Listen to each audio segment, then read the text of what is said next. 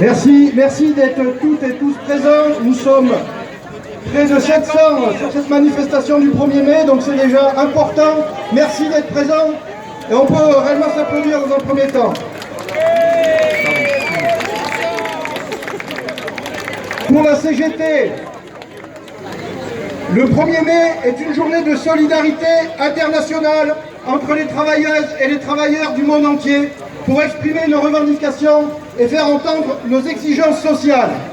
Ce doit être aussi une journée de solidarité pour l'ensemble des étrangers, des migrants, des réfugiés qui fuient la guerre, la misère, les déréglementations climatiques, qu'ils soient du vieux continent ou d'ailleurs.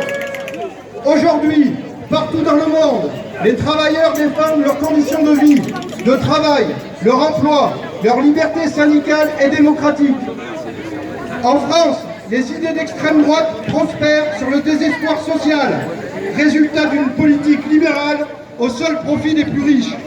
Cette petite poignée de milliardaires se gavent.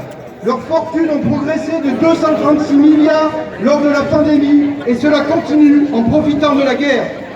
Alors que dans le même temps, le pouvoir d'achat des salariés se dégrade.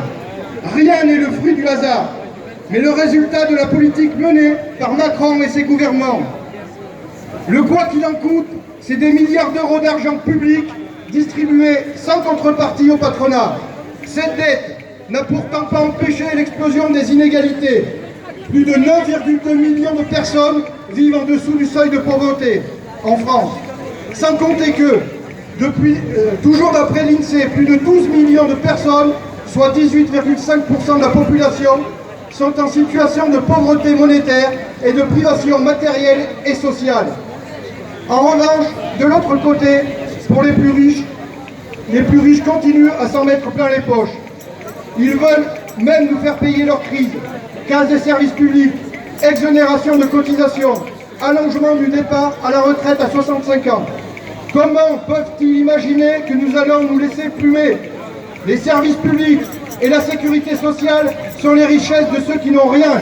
C'est pour cela que nous allons les défendre.